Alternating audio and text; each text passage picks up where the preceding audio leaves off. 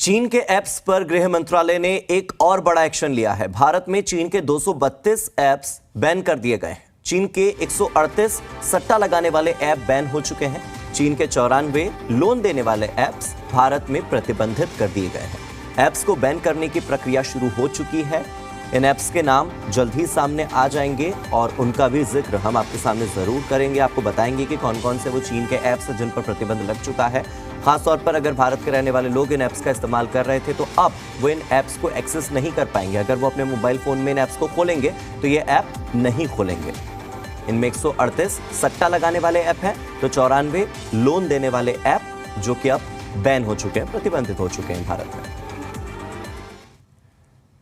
America के आसमान में उड़ रहे चीन के जासूसी गुब्बारे का अमेरिकी फाइटर जेट ने काम तमाम कर दिया है। चीन का यह बैलून कैरोलिना के समुद्री तट के ऊपर उड़ रहा था। हालांकि चीन ने यह मान लिया था कि यह बैलून उसका है, लेकिन उसने इसे जासूसी बैलून मानने से इनकार कर दिया था।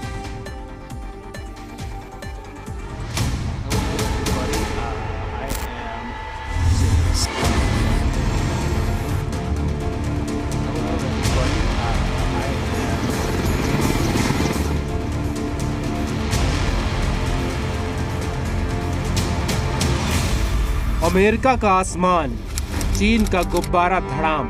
3 दिनों में अमेरिका को मुंह चिढ़ा रहे चीन के कथित जासूसी गुब्बारे की आखिरकार हवा निकाल दी गई।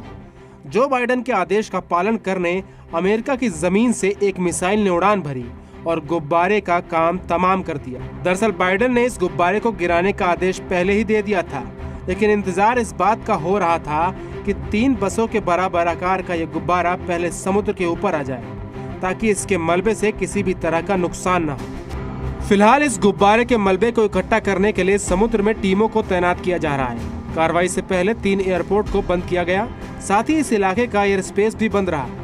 यहाँ इस बात को समझना जरूरी है कि यूएस, कनाडा और लैटिन अमेरिका के एयर स्पेस पर चीन के संदिग्ध जासूसी गुब्बारे दिखाई देने के बाद हड़कंप मचा हुआ था। अमेरिकी वायु क्षेत्र में देख रहे इस बैलून को ट्रैक किया जा रहा था।